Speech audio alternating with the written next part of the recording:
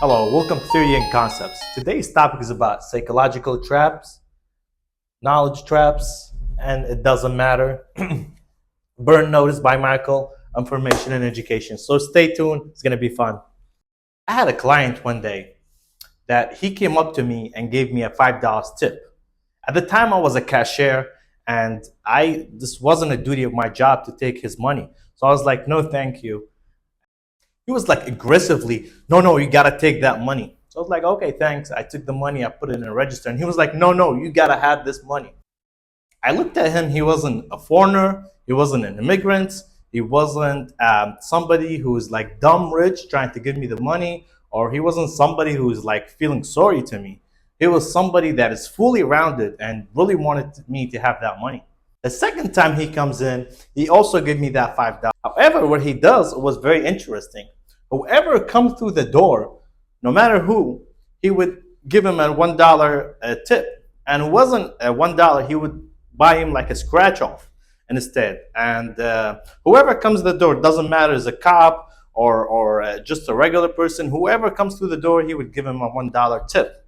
Now the cops are coming in just to buy some candy or some water, and they really have their hands in their pockets and not trying to close, and he would scratch it off for them and just like let them choose which one do you want to choose or not. And he would come to them in a legal way and say, oh, were you supposed to have that, or is that legal for you to say okay or not? So it was very funny that some cops would, because they didn't say anything, they didn't do anything, they would just look down at him and just be on their ways. Some cops will laugh and blink, and others will just show their 90 degrees jaw with the nerves coming through it. And he's like stealing people information, like he would hack into their personality and just be communicated with them, and just try to have their phones or talk to them, or not all the times. It's just it varies. Now the third time he comes in, right at the door, I felt like I wanted to have his $5.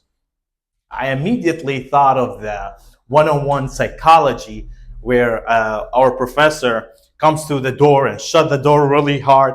And the second time she comes in, she would shut the door really hard. And the third time she comes in, and she would shut the door really slowly. And everybody was just so awake, like what's going on?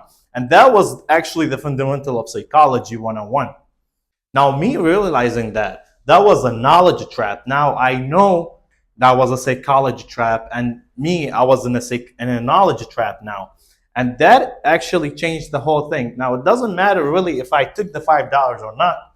It wasn't about me being in a psychology trap anymore. It was me being in a knowledge trap. And that actually brings a lot of anxiety, brings a lot of depression, or brings a lot of awakeness. Now, if you ever wanted to see a worse psychology traps, it was really by Burn Notice Michael. I don't know, season 6, 5, 6. But that was like the worst trap ever, where he cannot differentiate his characters and on which side he was really on. And that was like really heartbreaking to me. But if you have never watched Burn Notice, you should definitely do. Now, if his purpose was for education purpose, I really enjoyed every single $5, and I really appreciate him. But if his purpose was just to play with me, he's coming at me to the cashier person and trying to play on him, or anybody else who comes through the door. But that was a $1, $5. That was the concepts of today. I'll see you in the next one. It was just a quick one. I'll see you in the next one.